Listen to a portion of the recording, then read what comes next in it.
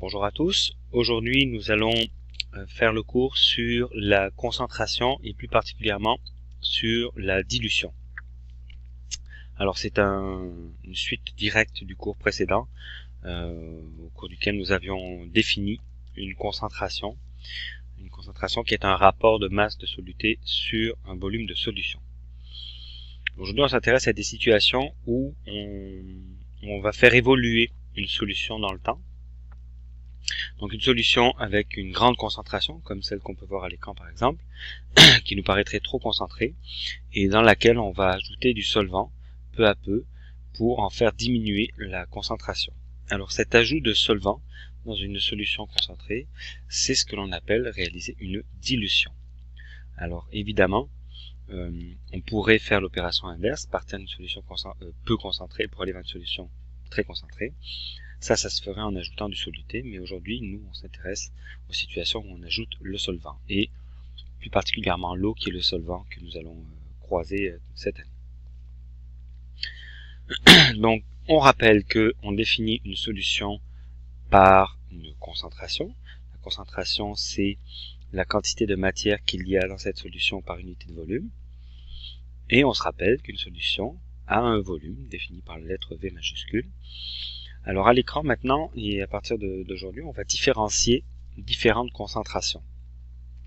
On va mettre des numéros derrière le C majuscule de concentration, parce que lorsqu'on réalise une dilution, on débute avec une solution et on finit avec une autre solution moins concentrée.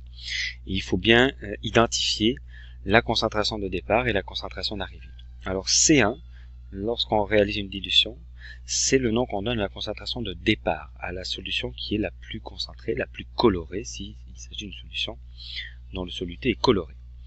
Donc, on démarre avec cette situation, et à la fin de notre dilution, on va se retrouver avec une nouvelle concentration qu'on va appeler C2, donc 2, comme le temps qui s'est écoulé entre l'étape 1 et l'étape 2, là on est dans la deuxième étape, et cette nouvelle concentration, eh bien, comme on peut le voir à l'écran, est moins grande que la concentration de départ, et on va se rendre compte au fur et à mesure des exercices qu'il va falloir clarifier cette histoire de volume.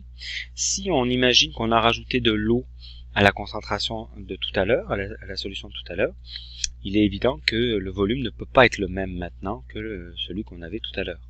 Donc on va différencier les volumes des solutions, le volume de départ et le volume d'arrivée. Donc à la fin de ma dilution, je me retrouve avec une solution qui a un nouveau volume, je l'appelle V2, et une nouvelle concentration C2.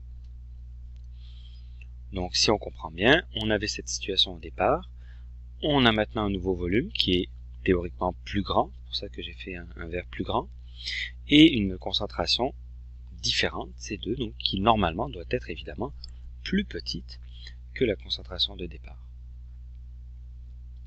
Alors comment on peut faire pour créer une solution diluée?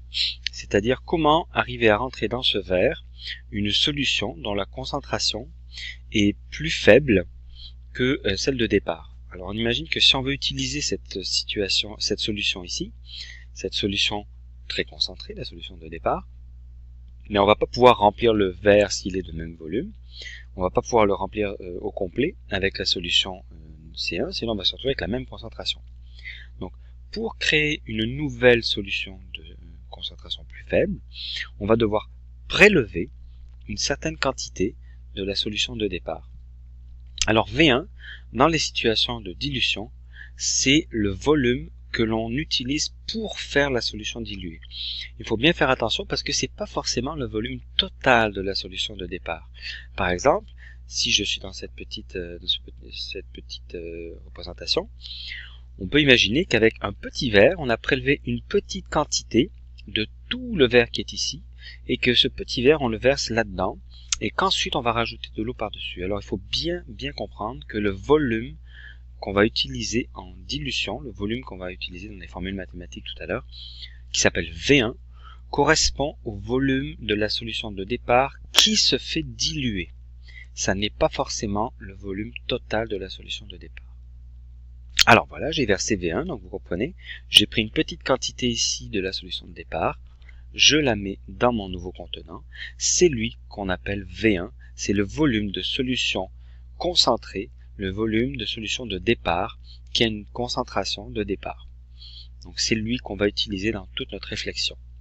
Alors c'est ce volume V1 qui se fait verser de l'eau par-dessus, sur lequel on verse de l'eau pour créer la nouvelle solution.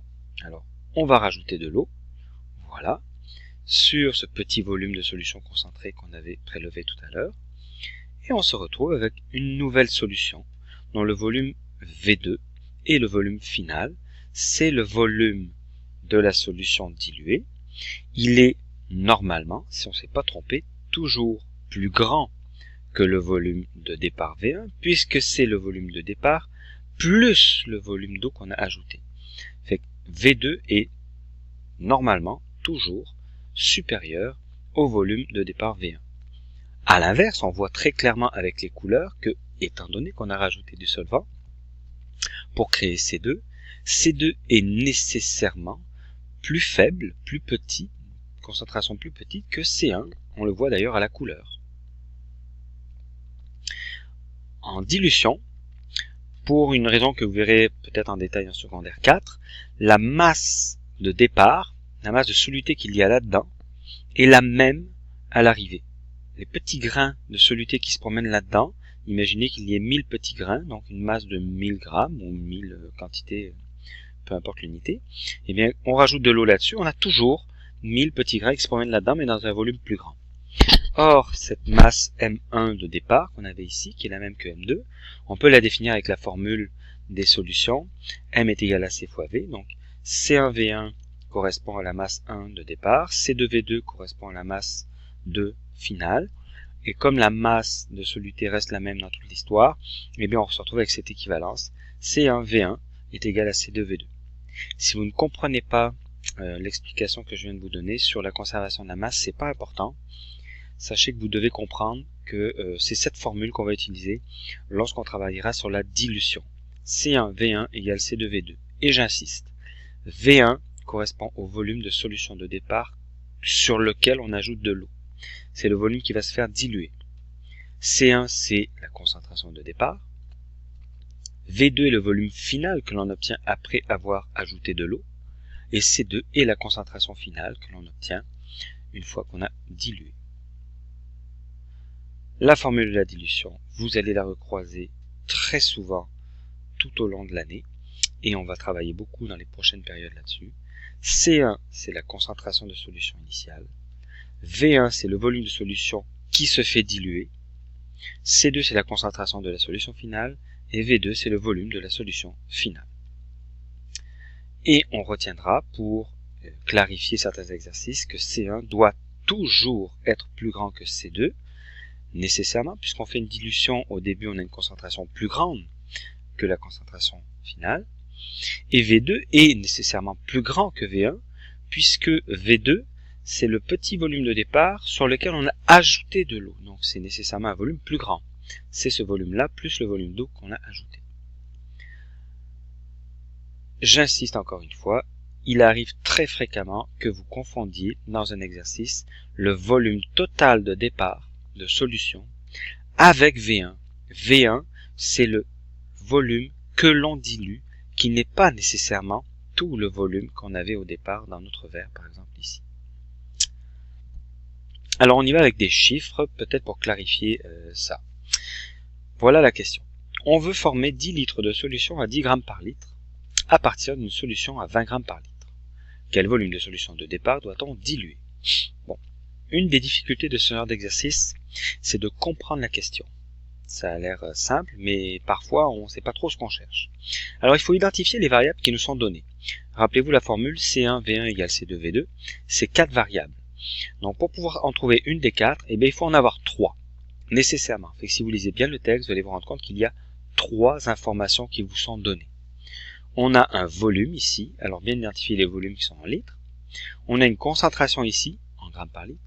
Et on a une autre concentration ici en grammes par litre. Alors on peut comprendre qu'on a un des deux V qui est là, on a un des deux C qui est là et l'autre C qui est là. Tout de suite vous devriez être capable de savoir qui est C1 et C2 dans ces deux-là, parce que lors d'une dilution, on a une concentration à la fin qui est plus petite que la concentration de départ. Alors 10 grammes par litre est forcément C2. À l'inverse, regardez, au début de l'histoire, on avait une concentration plus grande. 20 grammes par litre correspond à C1. C'est bien, on a commencé à clarifier deux informations.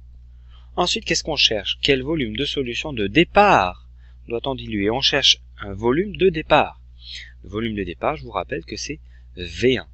C'est le volume qu'on veut diluer. Le voilà. Et bien en comprenant que le volume qui nous est donné, c'est V2. Et oui, c'est bien le volume qui correspond à C2. V2, c'est le volume qu'on veut former à la fin.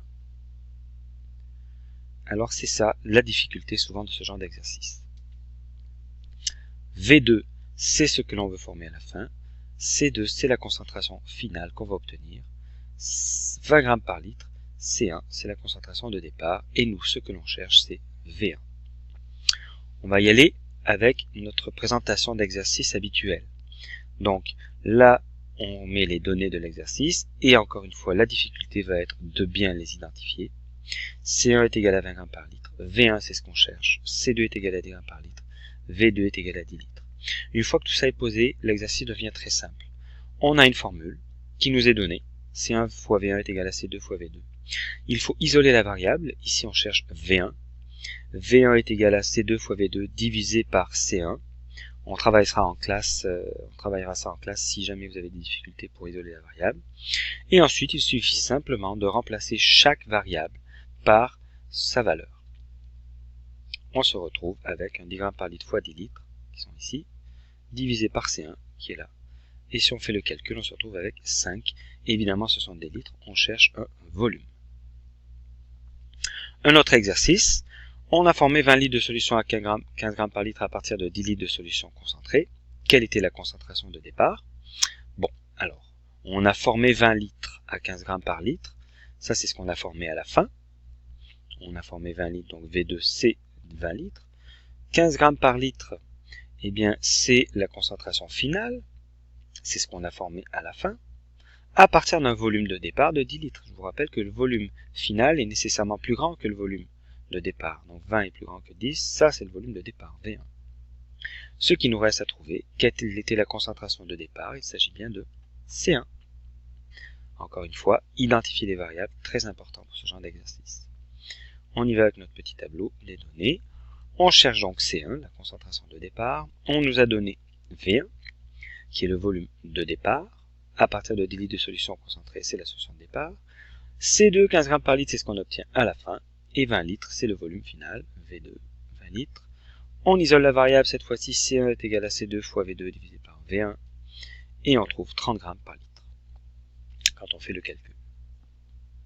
Alors, voilà comment on présente des exercices de dilution. Et nous allons en faire plusieurs en classe pour nous assurer que ce soit bien maîtrisé.